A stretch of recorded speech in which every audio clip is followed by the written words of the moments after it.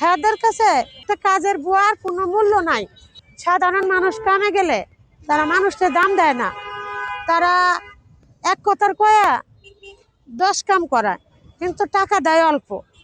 তাদের অসুস্থ হলে পরেও তাদের বাসায় যায় কাজ করে দিতে হইব।